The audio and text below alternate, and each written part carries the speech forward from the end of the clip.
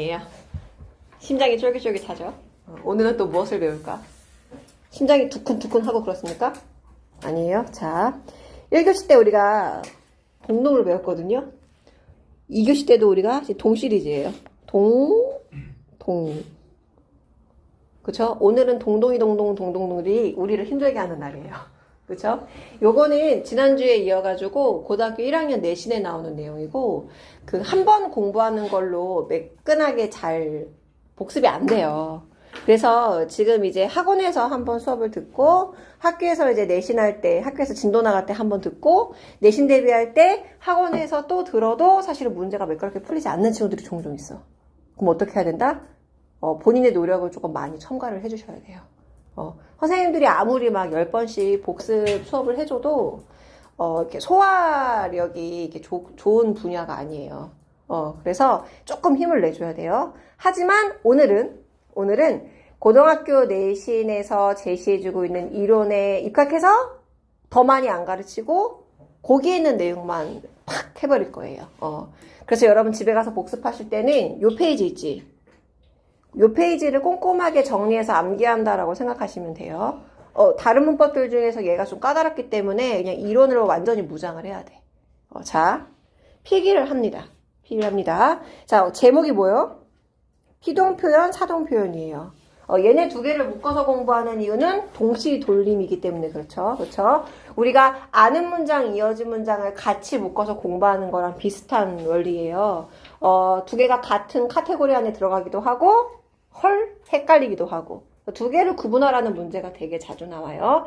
자, 우선은 여기 동자가 있기 때문에 문장 표현 중에서 동사 표현 혹은 동작 표현하고 관련된 부분이에요. 그럼 서술어를 잘 찾아야 되겠죠. 동사 같은 경우에는 용언으로 서술어 자리에 자주 오니까. 자, 지금 하는 말이 이제 무슨 말인지 모르겠는 친구들은 지지난주에 배웠던 그 문장 성분을 다시 봐야 되겠지. 그치?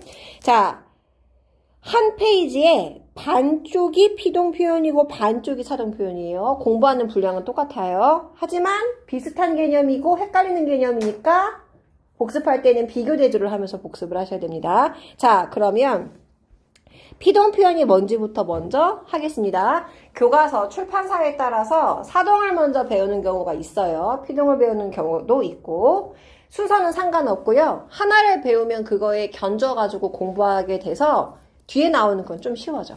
그죠? 자, 개념부터 정확하게 찍고 가겠습니다. 자, 피동 표현은요, 여기 피자가 피해자 할 때 피자예요.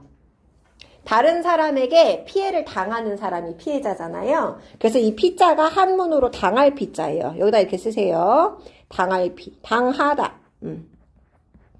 자, 그러면 문장에서 당하는 표현이라고 하는 거는 뭐냐? 여기 봐봐. 문장에서 주어를 찾으시고, 주어에 해당하는 서술어에 동작 표현이 났을 때 그 동작을 주어가 뭐 하면 된다고?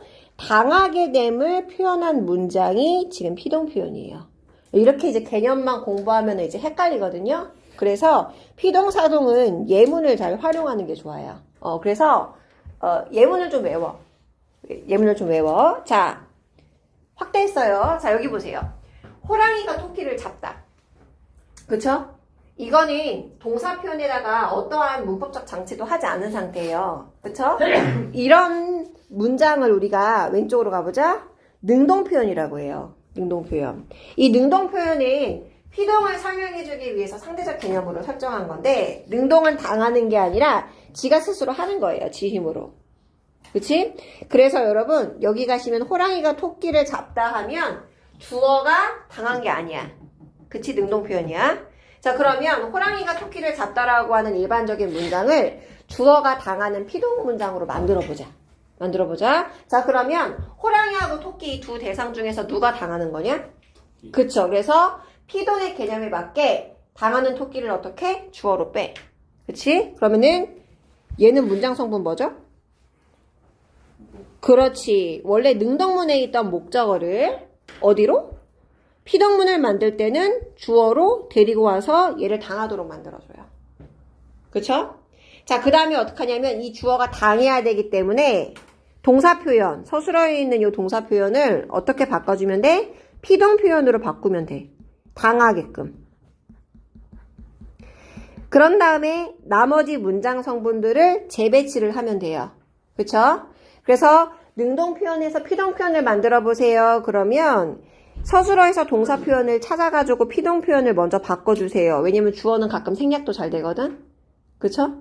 그래서 문장 성분이 지금 막 헷갈릴 때가 많아서 동사 표현을 바꿔준 다음에 그 다음에 당하는 주어를 설정해주고 그 다음에 나머지 문장 성분을 재배치해 주시면 됩니다. 자, 그런데 요거는 선생님이 번호를 붙여놓긴 했지만 여러분이 편한 대로 하시면 돼요. 3번부터 하는 사람만 없으면 돼요. 1, 2번은 편한 대로 하면 돼요. 자, 그러면 보자. 어떻게 바뀌었는지. 지금 원래 능동문의 목적어인에는 피동문의 주어가 됐거든요. 그쵸?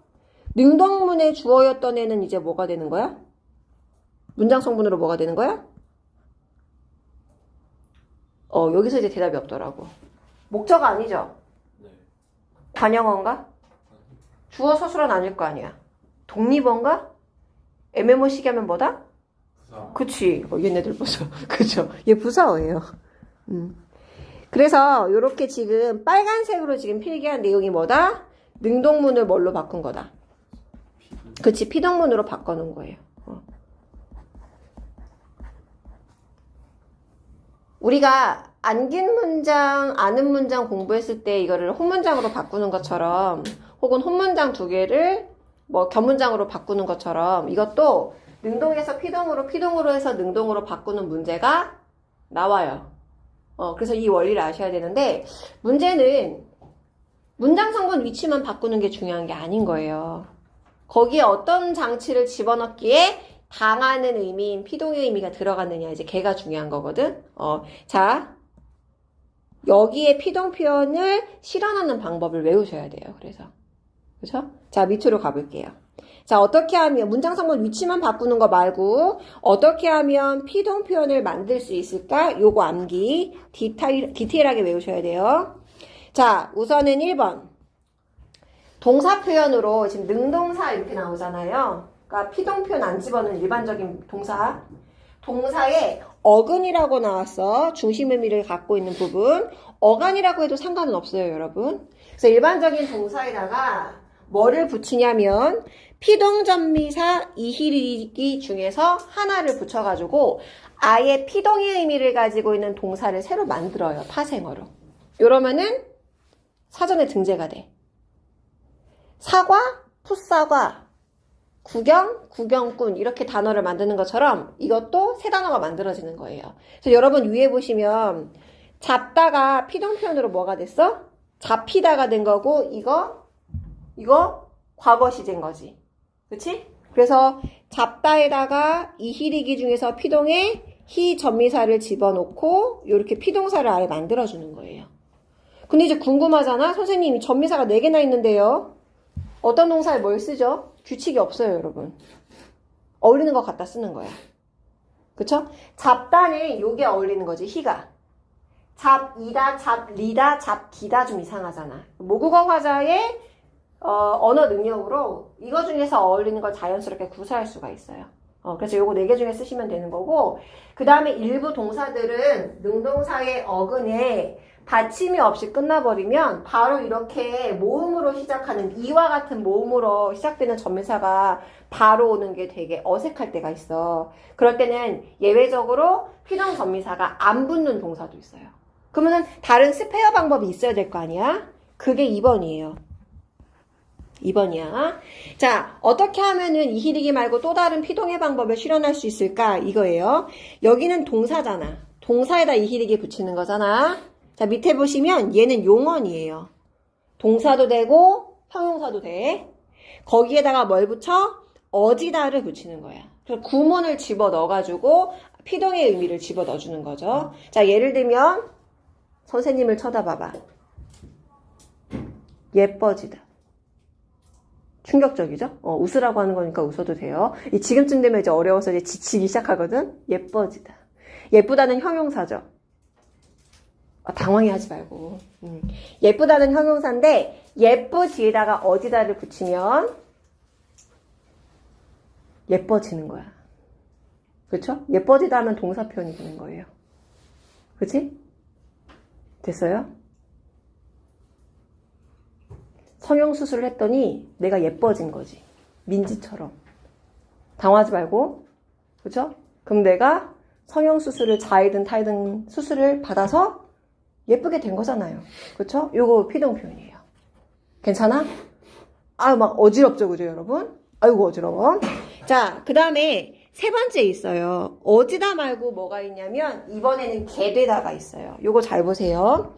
개되다는 원래 우리 용언 중에서 되다가 피동의 의미를 어휘적으로 살짝 가지고 있어요. 그래서 얘를 여기 3번처럼 용어나 어간의 뒤에 붙이는 활용어미, 보조용언처럼 붙여가지고 피동의 의미를 집어넣기도 하고, 4번처럼 동작의 의미를 가지고 있는 명사에다가 되다를 전미사로 활용하면 이것도 피동의 의미가 돼요. 되다. 우리 내신할 때는 1, 2, 3이 되게 중요해요. 1, 2, 3. 1, 2, 3. 1, 2, 3이 되게 중요하고, 자, 보시면 얘는 전미사를 붙여가지고 세 단어를 만드는 거잖아요. 그래서 파생어를 만들었다고 해서 파생적 피동이라고 해. 전미사를 붙이면 파생적 피동. 자, 근데 2번, 3번 같은 경우에는 구문을 붙여준 거잖아요. 그래서 이거를 문장 형식을 피동으로 만들었다, 이런 의미로 통사적 피동이라고 그래. 통사가 우리가 문장이란 뜻이라서, 문장 구조 이런 뜻이라서 통사적 피동이라고 해요. 파생적 피동은 전미사 한 글자만 붙이면 되는 거잖아. 그쵸? 그래서 얘를 우리가 편의상 짧은 피동이라고 하고, 통사적 피동은 못해도 두 글자는 집어넣어줘야 되는 거지, 요런 거는 우리가 긴 피동이라고 해요. 그리고 4번 같은 경우에는 여기에 붙여주는 명사나 되다에서 가지고 있는 그 어휘적인 의미 때문에, 뭐 접사에는 어휘적 의미가 없다는 게 원칙이지만, 저 어휘적인 의미 때문에 피동이 실현되는 거라서 저거는 문장의 요소, 문법 요소라고 보기보다도 단어가 그 자체가 좀 의미가 크다라고 해서 고1 내신에서는 1, 2, 3을 훨씬 더 강조를 하고 있는 거예요. 우리 학교 선생님이 문법을 조금 세게 꼼꼼하게 가르치신다면 1, 2, 3, 4를 몽땅 다 강조를 하실 거야. 그죠? 자, 4번에 예문을 보면 법안이 통과되었다 이런 거 나오죠. 그쵸? 임팩트 있게 체포되다, 체포되어서 범죄 사실이 인정되고 증거도 충분하면 곧 구속되겠죠. 그렇죠? 미안해. 선생님 오늘 무슨 날인가요? 되게 무서운 그런 예들이 너무 많이 나오죠? 체포가 명사 맞아요? 체포 명사 아니에요? 체포. 구속 명사 맞아요? 네. 공부 명사 맞아요? 그쵸? 하다나 되다를 붙여서 용언이 되는 것이지 얘네들은 원래 명사예요. 자, 그러면 요 네 가지 중에 무엇을 여기 지금 능동문에서 피동문으로 만들 때 어떻게 하면 된다? 동사 표현에다가 장착을 하면 된다. 그지? 그럼 선생님 1, 2, 3, 4 중에서 뭘 갖다 쓸까요? 1번을 제일 많이 쓰고요. 그쵸? 그 다음에 긴 피동으로 2번도 쓰고요. 3번도 쓰는데 아시죠? 짧은 피동, 긴 피동 있는데 얘네 둘은 의미상 차이가 없어요. 그래서 어울리는 거 갖다 쓰시면 돼요. 그럼 예뻐지게 되다 이런 거 오! 2번이랑 3번이랑 합친 거예요? 저거를 지금 하려고 그랬어요. 충격적이네요. 예뻐지게 되다. 자, 옆에다 쓰세요, 여러분. 피동은요, 긴 피동, 짧은 피동 의미가 차이가 없지만 두 개씩 겹쳐 쓰진 않아요. 어디다를 썼으면 개하다를 쓰면 된다, 안 된다? 개되다를 쓰면 된다, 안 된다? 안 돼요. 두 번 썼잖아. 문법적 오류예요. 옆에다 쓸게요. 이중피동.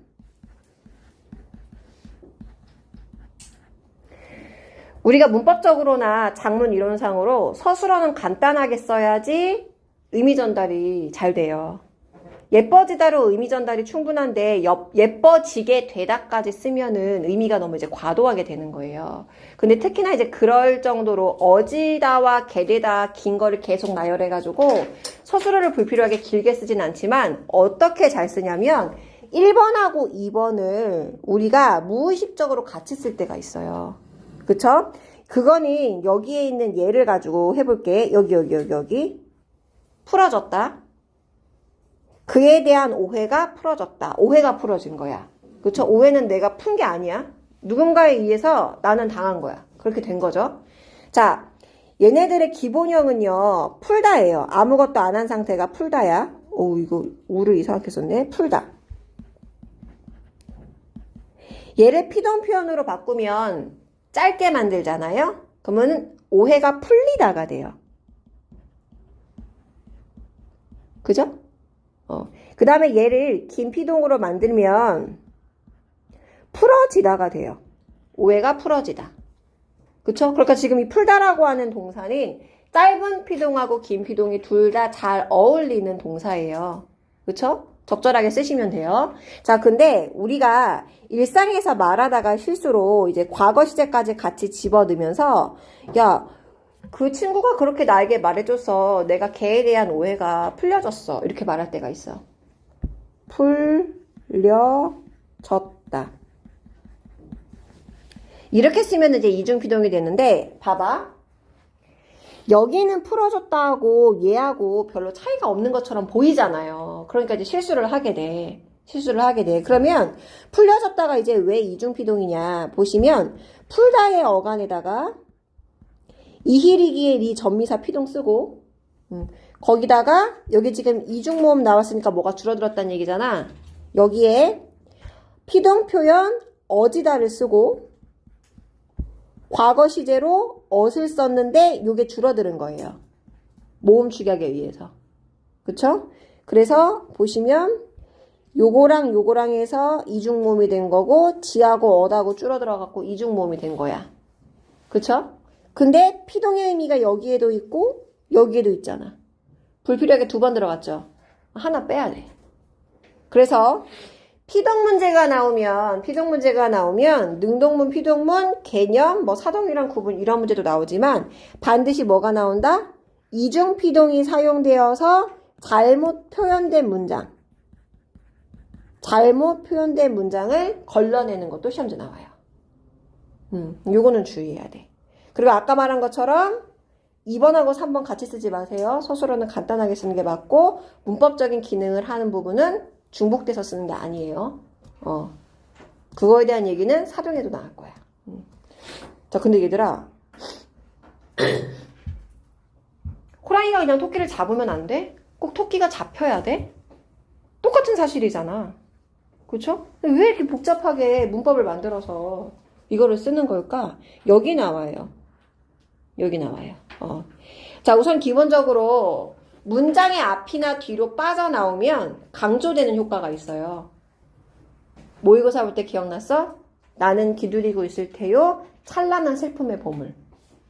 그쵸? 도치법을 쓰면 앞으로 튀어나온 거 혹은 뒤로 뺀 거 둘 중에 하나는 강조되게 돼 있어요. 인상적으로. 그치? 근데 피동문을 만들면 여러분 토끼가 앞으로 튀어나오죠? 토끼가 강조되는 거야. 이 주어하고 잡혔다라고 하는 서술어랑 호응되면서 호랑이보다 토끼가 더 스포트라이트를 받게 되는 거죠. 그래서 일부러 의도적으로 당하는 대상을 강조하기 위해서 이런 피동 표현을 쓰는 겁니다. 그렇죠? 자, 그 다음에 두 번째는 뭐냐면 동작의 주체, 행동을 하는 주어가 분명하지 않은 사실일 경우도 있어요. 그렇죠? 자, 그러면은 주어를 내세울 수가 없잖아? 그럼 뭐가 된다? 토끼를 잡다가 돼요. 호랑이를 몰라가지고 토끼를 잡다가 돼요. 그럼 이 불완전한 문장이 돼버리잖아? 근데 이제 피동 표현으로 바꿔버리면 토끼가 주어가 되고 호랑이를 몰라도 생략이 돼. 왜냐면 부사어거든. 주어 서술어와 같은 필수 성분이 아니잖아. 그래서 동작의 주체, 호랑이를 잘 모를 때는 일부러 피동 표현을 만든 다음에 부사어를 생략하는 방식을 취하는 거예요. 그쵸? 자, 그 다음에 여러분, 세 번째. 밝힐 필요, 동작의 주체를 밝힐 필요가 없을 때도 피동을 일부러 써요. 일반적인 국민, 대중일 경우에는 굳이 문장 안에 밝혀주지 않아도 되고, 화자 자신이거나 쓴 사람 자신일 경우에도 밝히지 않아도 되니까 생략하는 경우도 있지만 아예 그냥 피동으로 바꿔서 목적어였던 애를 앞으로 빼내는 방법도 있어요. 근데 이거보다 가장 많이 쓰는 거는 이거예요. 주체를 밝히려 하지 않을 때요. 이것 때문에 많이 써요. 신문 혹은 방송 뉴스에서 추측성 기사를 쓰거나 예상되는 걸 쓸 때 당사자를 잘못 지정을 하면 명예훼손으로 고소를 받을 수 있어요. 그러면 아직 사실이 밝혀지지 않았지만 추측성으로 봤을 때는 가능성이 높아. 그래서 사람들한테 경각심을 줘야 돼. 그럴 때는 기사로 내고 싶잖아. 그럴 때는 어떻게? 주어를 싹 다 없애는 거예요. 그래서 어떻게? 토끼가 잡혔다. 사실만 알려주는 거야. 호랑인지 아닌지 모르겠어. 혹은 알고 있어도 확실치 않아서 숨기고 싶어. 이럴 때는 일부러 피동 표현을 하는 거죠. 자, 이거는 실제로 있었던 일이야. 선생님 오빠가 어렸을 때부터 머리가 비상했어요.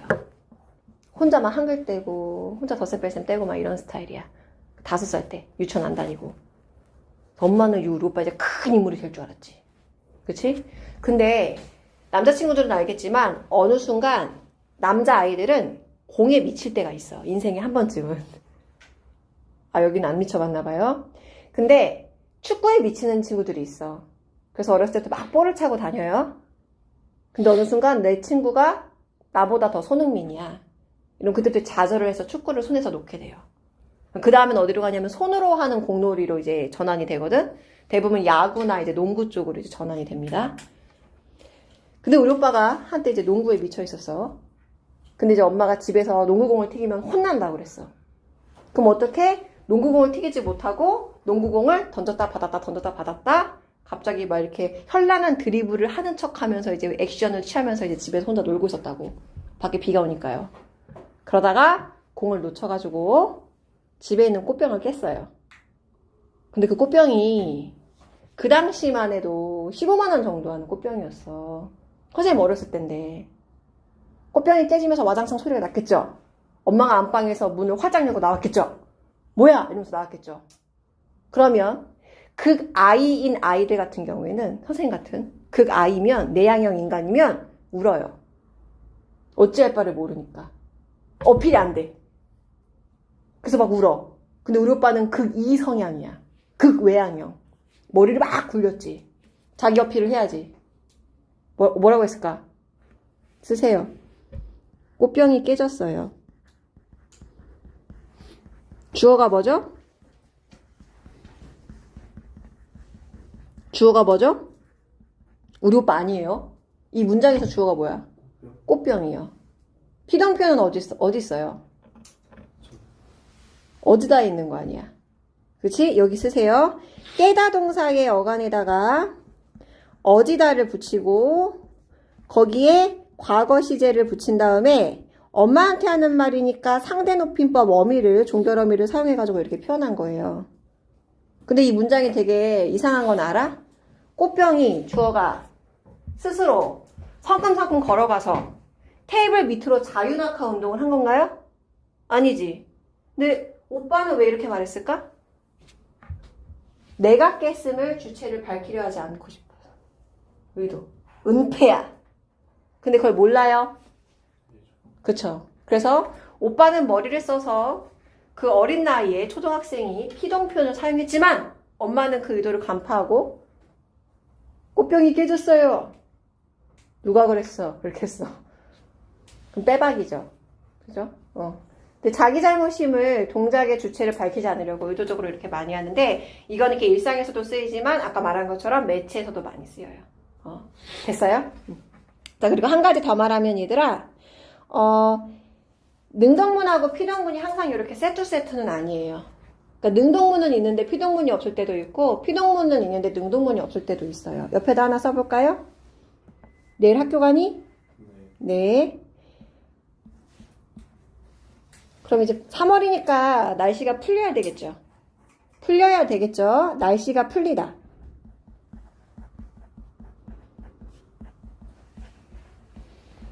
여기에 보시면 풀다 동사의 어간에다가 전미사 리를 썼고 종결어미 다죠. 그죠? 자, 그러면 얘를 우리가 능동 표현으로 바꿔보자. 우선은 전미사를 빼줘야 돼. 피동 의미를. 풀다. 뭐를 풀어요? 날씨가 풀어요? 날씨가 풀다?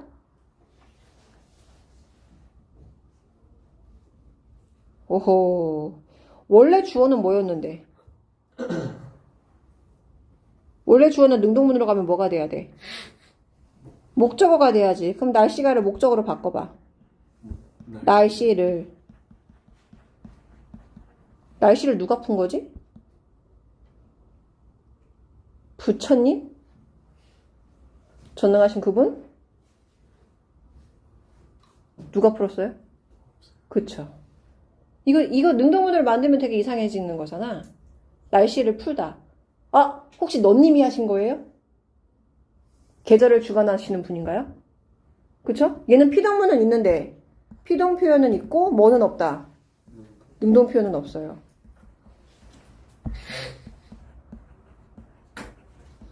그래서 항상 두 개가 세트인 거는 아니다.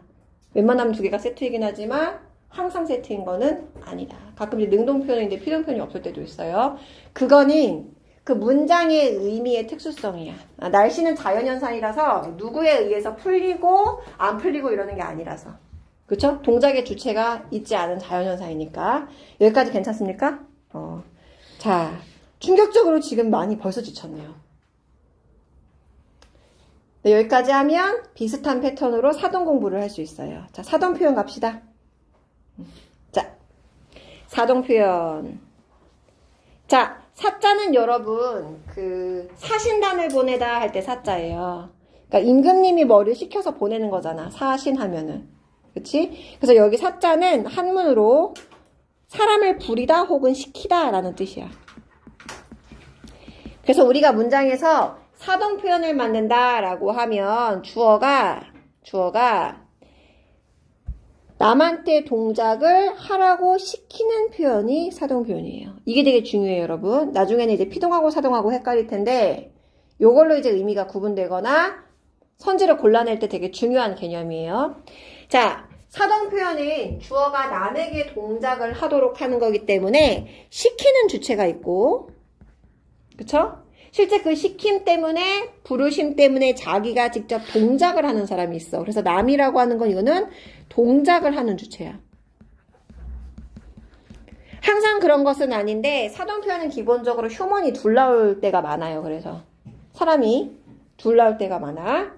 자, 똑같이 사동도 예문으로 공부하는 게 유리합니다. 예문으로 공부하는 게 유리해. 사동은 동작을 시키는 건데 요거의 상대적인 개념으로 문법적으로 사동이나 피동을 장착하지 않고 사동을 만들기 전 단계면은 상대적인 개념으로 주동이라고 해요. 주동은 자기가 직접 하는 거야. 시켜서 하는 게 아니야. 그치? 그럼 똑똑한 친구들은 또 물어본다. 능동하고 주동하고 어떻게 구분해요? 구분하라고 잘 안 하고요. 저도 가르치면서 한 번 봤어. 가르치면서 한 학교에서 한 번. 일반적으로 나오진 않아요, 문제가. 근데 이거는 알 수 있어. 동사 표현이 아무 장착도 안 되어 있는데 걔가 피동문으로 만들 수 있는 경우는 여기 위에 있는 것처럼 목적어를 가지고 있는 타동사를 가진 타동문일 때예요. 당하는 사람이 있어야 되니까 목적어를 가지고 있어야 돼. 대체적으로 목적어가 없는 자동문에서는 피동문이 안 나오죠.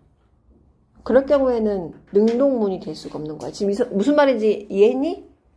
괜찮아요. 언젠간 이해할 수 있어. 자, 언젠간 이해할 수 있어. 꾹 참을게요. 자주 나오는 건 아니라 했으니까.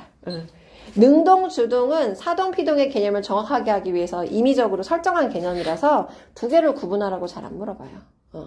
자, 밑으로 가자. 자, 영희가 책을 읽는다. 아주 훌륭한 학습자죠. 자기주적 학습자야. 스스로 책을 읽어요. 그치?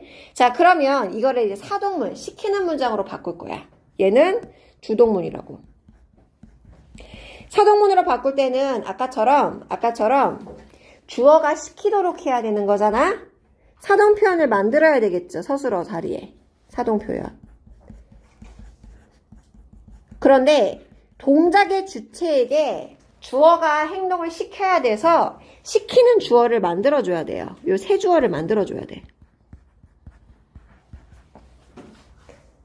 그리고 아까처럼 1번이든 2번이든 편한 거 먼저 하시고 나머지를 이 문장에 어울리게 다시 세팅을 하면 되는데 중요한 거는 잘 봐.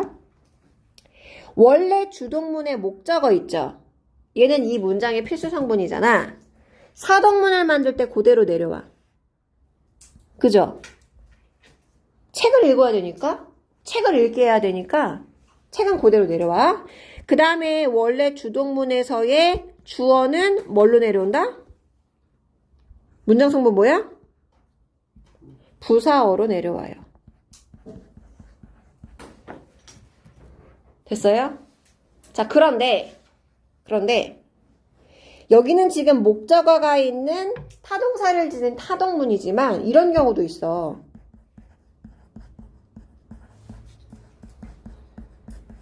목적어가 없죠. 이거 사동문으로 만들면 어떻게 돼?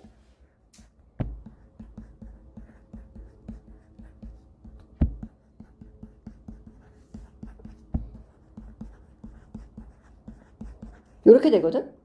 혹은 이렇게 길게 표현해도 돼요. 자, 그럼 봐봐. 원래 주동문에서 목적어가 있으면 목적어는 그대로 내려오지. 그지?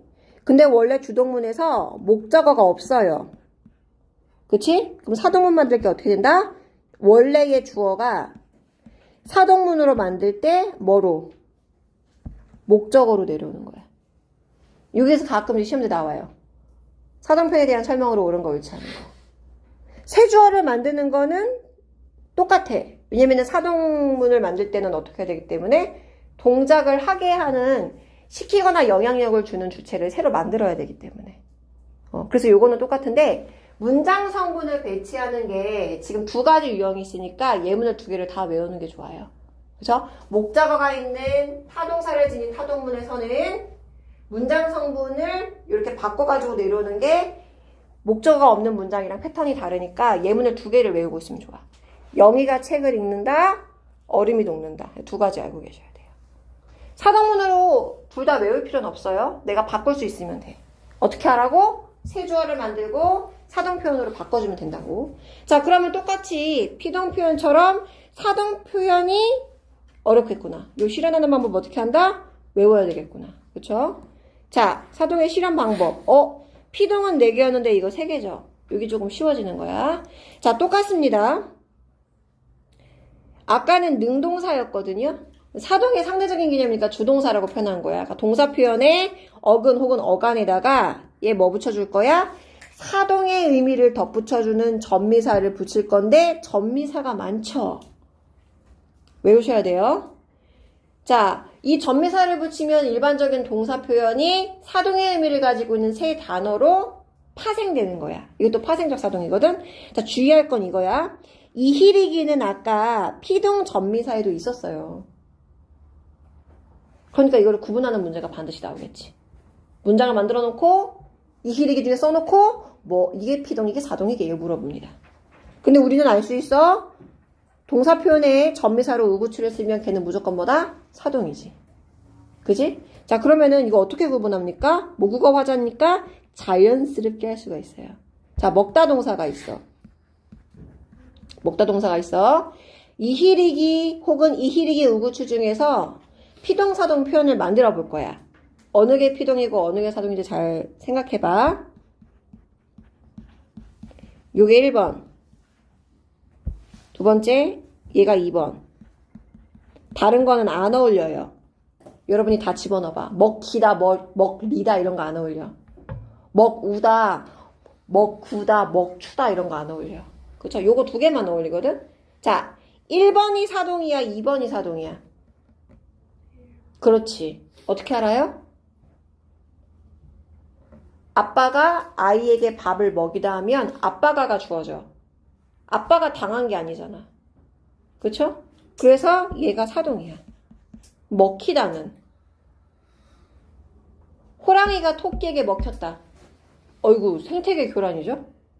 그죠? 호랑이가 토끼한테 먹히면 호랑이가 당한 거잖아. 괴물토끼지. 그치? 먹히는 게 뭐다? 피동이다. 주어가 당하는. 그죠? 짧은 글 짓기 하면은 빠리빠리 이렇게 돼야 돼. 그죠?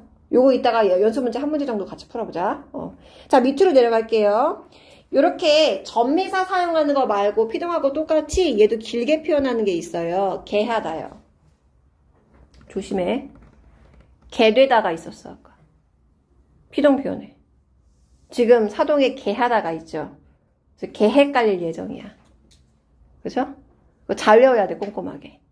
용언의 어간에 개하다를 붙이면 사동, 개되다나 어디다를 붙이면 피동이죠. 그죠? 자, 여기도 똑같이 명사에다가 동작의 의미를 가지고 있는, 변동의 의미를 가지고 있는 명사에다가 전미사로 시키다를 갖다 붙이면 우리가 이게 사동의 의미가 돼요. 구속시키다. 그럼 구속하라고 옆에서 누가 시켜줘야지. 구속해! 이렇게. 자, 앞에 거랑 피동이랑 비슷해요, 여러분. 1번이 전미사를 쓰는 파생어를 새로 만드는 파생적 사동이고, 얘는 전미사 한 글자만 집어넣으면 되니까 짧은 사동이라고 불러요. 그 다음에 여기 개하다를 붙이는 사동은 구문을 붙여주는 거기 때문에 얘는 통사적 사동이라고 하고, 얘는 긴 사동이라고 불러요. 근데 중요한 건 뭐냐면 피동은 짧게 만들든 길게 만들든 의미상 차이는 없었어요. 어울리는 것 갖다 쓰라 했잖아. 둘 다 될 때도 있다 했잖아. 근데 사동은 두 개가 의미가 달라요. 표시하세요. 그래서 얘도 예문을 가지고 공부하면 쉬워집니다. 자, 파생적 사동이라고 하는 건 여러분 아시다시피 전미사 쓴 사동문을 말하는 거야. 이희리기 우구추 이렇게 외우세요. 이희리기 우구추. 전미사를 쓴 파생적 사동문과 그 다음에 통사적 사동문은 하나밖에 없어. 피동은 두 개지만 개하다 있었잖아. 요거의 의미가 이제 어떻게 다르냐. 밑에 보세요. 어머니가 동생에게 옷을 입혔다. 내 동생이 말을 안 들어. 그럼 어떻게 해야 돼? 이리 와! 만세! 만세를 불러요. 그럼 어떻게? 엄마가 위에서 아래로 옷을 확 잡아 빼. 막 목에 막 걸려가지고 막 오고 안 빠지고. 그런 다음에 새 옷을 가지고 와서 머리를 끼고 팔을 껴서 몸 안으로 내려요. 그죠? 요게 직접 의미예요. 시키는 사람이 직접적인 힘을 가하면 직접 사동이야. 그죠? 직접. 여기 직접. 자, 그런데 어머니가 동생에게 옷을 입혔다 했을 때 이것도 가능해요. 엄마 아빠가 같이 백화점에 쇼핑을 갔어. 그 되게 이제 위아래 풀세팅으로 예쁜 옷이 있는 거야. 어머, 저거 보니까 우리 첫째하고 둘째한테 잘 맞을 것 같고 예쁘게 잘 어울릴 것 같아. 저거 삽시다. 아빠 카드 긁어요. 해서 아빠가 카드를 확 긁었어. 그래서 그 새 옷을 입고 새 옷을 이렇게 세팅을 해놓고 엄마가 이모네 집에 놀러 갈 거니까 입어라 그랬어. 그래서 새 옷을 나랑 내 동생이 입고 이모네 집에 놀러 갔더니 이모부가 누가 이렇게 예쁜 옷을 입혔어 이렇게 한 거야. 내가 사 입혔어. 엄마가 그랬어. 입히다지 이것도. 근데 엄마가 막 고등학교 1학년 친구 혹은 고등학교 1학년 친구 동생 중3짜리 옷을 확 베껴갖고 입혔어요? 옷을 사다가 입어라 했더니 입고 간 거잖아. 요게 이제 간접적인 의미야. 영향력을 행사하는 거야. 그런데 이희리기 울구추 입히다 이렇게 전미사를 쓴 건 요거 두 가지로 해석을 다 하기 때문에 두 가지 의미를 가진 문장이 돼. 이해됐어요? 옷을 입히다 그러면은 강제적으로 옷을 벗겨갖고 입히는 것도 맞고 입어라 하는 것도 맞다는 거야. 자, 그런데 밑에 이제 개하다 있죠. 통사적 사동, 긴 사동. 얘는 간접적인 의미밖에 안 돼요. 영향력 행사만 되는 거야. 엄마가 밥상을 차려놓고 밥 먹어라 하는 거, 밥을 먹이는 거고 먹게 하는 거야. 그쵸? 밥을 떠가지고 입에다가 막 벌려 하고 집어 넣어줬어. 이건 직접적으로 한 거지. 이럴 때는 먹이다밖에 안 되는 거야. 그쵸? 그래서 요건 잘 알고 계시면 돼요. 단 피동은 그렇지 않다. 사동은 긴 사동과 짧은 사동이 차이가 있지만 피동은 의미상 차이가 없어요. 느낌적인 느낌이야 그냥. 자, 이런 사동 표현은 왜 하는 거지? 자, 밑줄 쓸게요. 자, 용도. 우선은 여기도 사동 표현을 하면은 시키는 사람이 문장 앞으로 튀어나오거든요. 그래서 시키는 주체를 강조할 때 일부러 사동 표현을 씁니다. 자, 그 다음에 두 번째는 뭐냐면 어떤 사건의 결과가 나타났는데 그게 어떤 원인, 누구에 의해서 일이 일어나는 건지를 밝혀주고 싶은 거야. 그래서 시킨 거, 영향력을 행사한 사람이 혹은 대상이 누군지를 밝히려고 외적인 원인을 밝히기 위해서 일부러 사동 표현을 쓴다는 거죠. 그래서 얘도 매체에서 많이 써. 신문 헤드라인 기사 그 제목으로 많이 써. 근데 보니까 피동 표현의 용도가 훨씬 더 다양하죠. 같이 알아두세요. 같이 알아두세요. 자, 밑에다가 예문 하나 쓸게요. 아버지가 아기를 정성껏 키웠다. 피동문입니까? 사동문입니까? 주어 어딨어? 아버지. 당했나요? 그럼 피동이 아니지. 사동인가요? 그럼 사동 표현은 어딨어?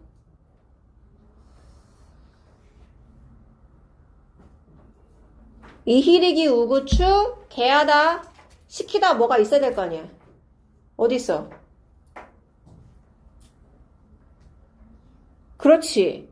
동사 표현에 장착이 돼 있게 마련이지. 근데 우리가 대답을 주저한 이유가 뭐야? 이히리기 우구추가 표면적으로 안 보여요.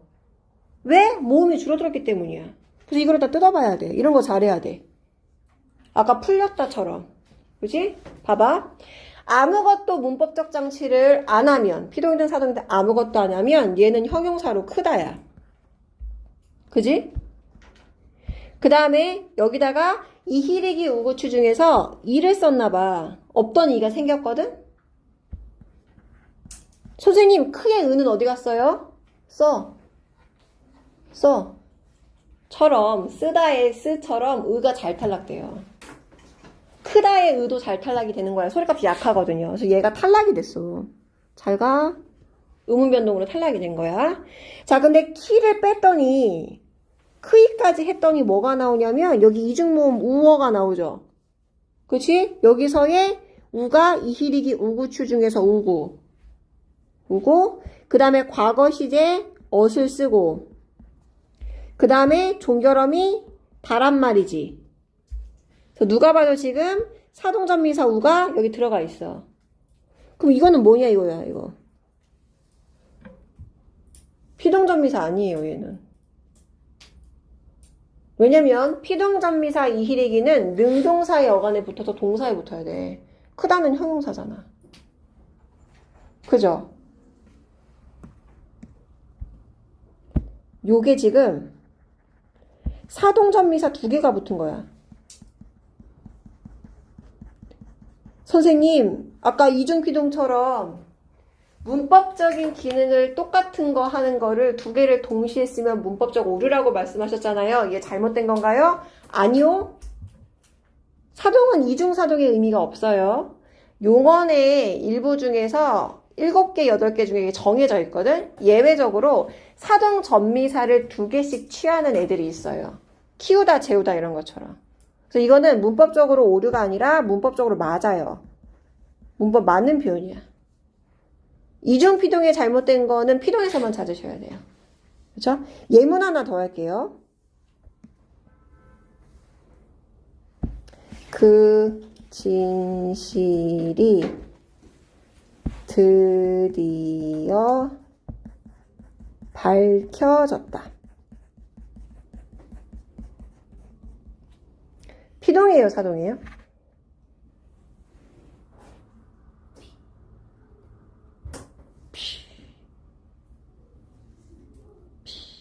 주어 어딨어? 진실이. 시켰나요? 그러면 이게 피동일 확률이 높죠. 그럼 피동 표현은 어디 있어요? 밝혀졌다. 밝히다. 근데 이상하죠? 밝히다에다가 지금 뭐가 들어갔어? 그치? 그러면 어디다를 붙인 거지? 그럼 이게 뭐가 되는 거야? 전미사도 쓰고 어디다도 썼으면 이게 뭐야? 이중피동이 아니에요. 근데 이게 너무 충격적이죠? 대박 사건.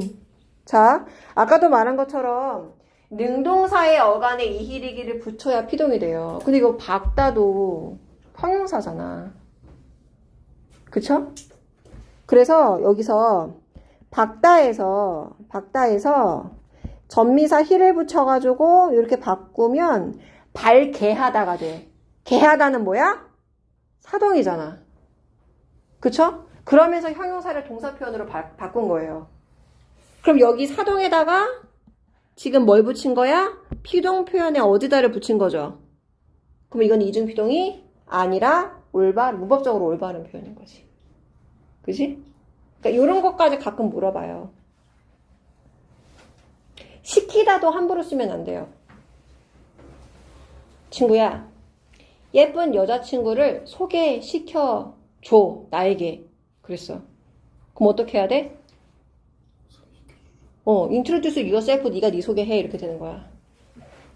근데 원래 우리가 누군가를 두 명을 소개하면은 얘는 내 친구 누구누구야. 찬생국어학원의 초절정 미녀이지. 얘는 찬생국어학원의 초절정 미남 누구누구야. 이렇게 내가 옆에서 중간다리를 해줘야 되지. 이거는 소개하는 행동이에요. 근데 우리가 이제 잘못해서 나 예쁜 여자친구 소개시켜줘 이런단 말이야. 그럼 어떡해? 중간다리가 introduce yourself 막 이렇게 하는 거야. 자, 두 명 데려다 놓고 자, 서로 소개해봐 막 이런다고. 그러니까 우리가 의도한 소개의 의미가 아닌 거지, 그거는. 그 소개시키다 하면 안 되고 소개하다 해야 돼. 나 좋은 사람, 좋은 친구 소개해줘 이렇게 해야 돼. 소개시켜줘 하면 안 돼. 그래서 사동 표현에서는 오히려 문법적인 오류는 여기에서 나와. 시키다. 이중사동에서 나오는 게 아니에요. 알겠죠? 그래서 소개시키다 안 돼. 소개하다. 불필요하게 사동 표현을 쓰면 안 된다는 거야, 이거는. 그냥 이게 주동 표현으로 쓰는 게 맞다고. 머리가 어질어질하죠? 눈물이 나나요? 괜찮아. 문법 이론을 여기 한 바닥을 찬찬히 공부하시면서 피동의 특징, 사동의 특징 잘 정리를 하세요. 내가 해볼게. 자, 피동은 주어가 동작을 당하는 표현이에요. 그쵸? 호랑이가 토끼를 잡다, 토끼가 호랑이에게 잡혔다. 요거 외우면 좋다고 했어. 자, 피동 표현을 만들 땐 동사 표현을 능동사의 어간에다가 전미사 이히리기를 붙여서 파생적 피동을 만들 수가 있고, 용언에 어디다를 붙이거나 용언에 게되다를 붙여서 통사적 피동을 만들 수가 있어요. 일부 명사에다가는 되다 전미사를 붙여가지고 피동 표현을 만들 수가 있어. 어울리는 거 쓰면 됩니다. 단 이히리기와 어디다를 한꺼번에 쓰면 문법적 오류인 이중피동이 되는 거야. 그쵸? 능동문과 피동문은 항상 1대1로 매칭되는 건 아니에요. 그쵸? 자, 사동 표현으로 가면 사동은 주어가 남에게 동작을 시키는 표현이에요. 그래서 영희가 책을 읽는다, 얼음이 녹는다 두 예문으로 사동문 만들어보는 훈련을 해보면 좋다 했어. 사동문을 만들 때는 세 주어를 만든 다음에 시키는 주체를 바로 세운 다음에 사동 표현을 장착을 해야 되는데, 사동 표현은 주동사의 어간에 이히리기 우구추 전미사를 붙이거나, 그렇지? 용언의 어간에 게하다를 붙이거나, 일부 명사에 시키다를 붙이면 사동의 의미를 갖게 되는데, 중요한 건 이히리기 우구추 파생적 사동과 게하다의 통사적 사동은 의미가 조금 다르다. 그쵸? 이히리기 우구추가 중의적 문장이에요. 그쵸? 자, 가끔 사동 전미사를 2개씩 이유를 착장하는 용언이 있는데 그거는 문법적 오류가 아닙니다. 알겠죠? 단, 시키다를 불필요하게 쓰는 경우는 잘못된 문장이 될 수 있으니까 문장의 의미를 잘 해석해야 되겠지. 그죠? 이렇게 말할 수 있을 정도까지 외우셔야 돼요. 머릿속에 착착착착 정리해서 집어넣어야 돼. 하지만 한 번에 안 된다는 건 알고 있어요. 노력을 하셔야 돼요. 첫 번째 배울 때 꼼꼼하게 공부를 해둬야지 학교 가서 진도 나갈 때 편해지는 거야. 그쵸? 그 다음에는 부족 부분을 보완하면 되는 거니까. 자, 뒤로 가보자. 자, 여기서 개념 클리어 이거 있잖아. 이거 OX 문제잖아요. OX 문제는 간단한 문제 유형처럼 보이지만 사실 헷갈리면 끝나는 거거든. 요거는 여러분이 이론 공부를 복습을 제대로 한 상태에서 한 호흡에 풀어보세요. 그러면 내가 헷갈리는 게 정확하게 찝어져. 그래서 요거는 수업 시간에 하지 않겠습니다. 자, 지식 클리어 여기 부분으로 가시면은요. 23번하고 24번도 이런 문제예요. 그래서 요것도 여러분 복습하시고 푸시고 우선은 사동하고 피동이 되게 헷갈린다 했잖아. 그래서 한 문제 정도 25, 26, 27 가지고 한번 해보려고 하거든요. 자, 25번을 선생님이 같이 할게요. 사실 피동보다 사동 걸러내는 게 조금 헷갈릴 수 있거든요. 자, 선생님 하는 거 따라서 봐봐. 집에 가서 복습할 때도 이렇게 하셔야 돼요. 자, 피동 표현의 예로 적절한 것은 이렇게 물어봤어요. 그래서 지금 예문이 나오죠. 그쵸? 그리고 어디선가 지금 밑줄을 쳐놨는데 다 동사 표현이고 이히리기가 숨어있죠. 그럼 피동전미사를 썼으면 얘가 피동 표현이 맞을 텐데 적절한 걸 고르라고 하는 거는 이히리기를 썼음에도 불구하고 피동이 아닌 애가 있다는 거지. 그거는 뭐야? 사동인 거지. 이히리기를 같이 전미사를 공유하고 있으니까. 그치? 자, 그럼 해봐. 밧줄을 3개 당기다야. 기가 피동 전미사이려면 기가 없을 때도 동사 표현이 돼야 되는 거지. 당다가 돼? 아니야. 얘는 피동 표현이 아니라 원래 용언이 이렇게 생긴 거야. 그쵸? 우리 누구를 바보로 알고, 그지? 웃기죠, 당다? 너 당다? 그죠? 이상하죠? 자, 밑으로 가보세요. 감기다는 감다가 있죠. 그럼 전미사 기를 붙인 게 맞을 것 같아. 주어를 찾아. 주어가 없잖아. 선생님 깜놀. 문장 성분인 줄. 중3 때 문장 성분 잘 못하면 이거 되게 슬퍼져요. 그래서 주어가 없잖아. 생략된 거지. 그럼 주어를 만들어. 동생 머리 누가 감겨줄 거예요? 내가. 아, 이거 싫은데. 그지? 내가 동생의 머리를 감기다. 주어 어딨어? 내가 당했나요? 그죠? 동생이 머리를 감게 했을 거야. 이거 사동이야, 사동. 그죠? 후배가 선배를 놀리다. 놀다에 리 붙은 거 맞죠? 그죠? 놀다 플레잉. 아니야? 놀다 없어? 학원 끝나고 집에 가서 놀 거잖아. 놀리다. 그죠? 근데 왜 고개를 저었어? 주 어디 있는데? 주 어디 있는데? 그치.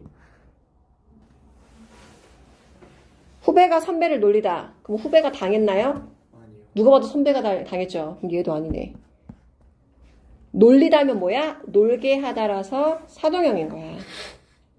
그쵸? 그러니까 지금 저희 친구가 선생님 쳐다보면서 고개를 가로 저었어. 그거 아니다 이거야. 길게 하지 말라 이거야. 빨리 넘어가라 이거야.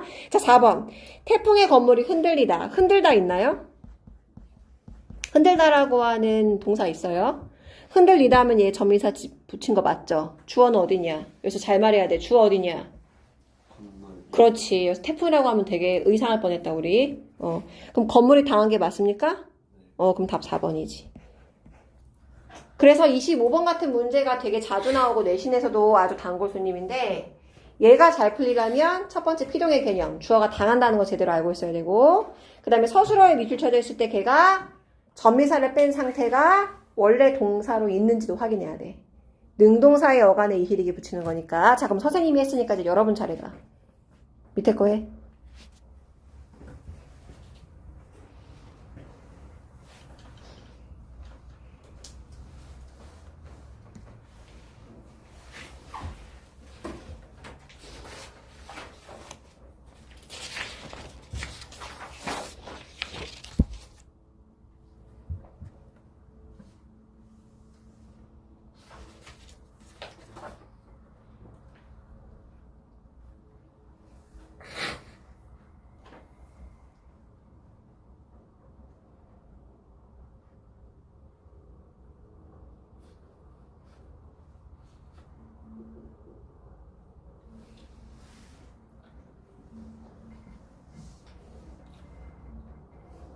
자, 답을 골랐네요.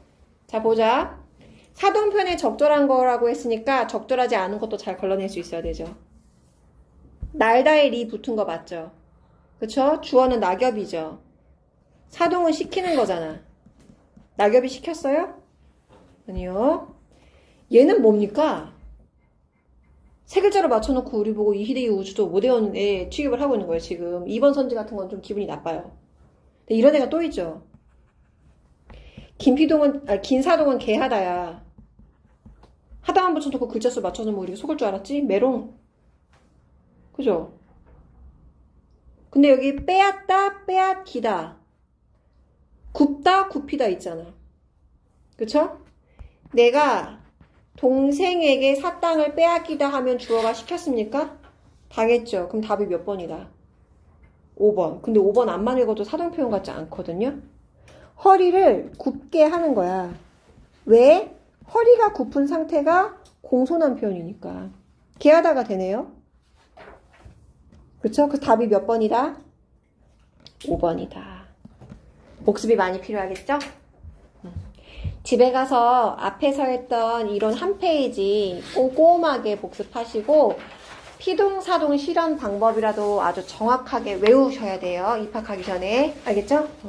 자, 고생하셨습니다.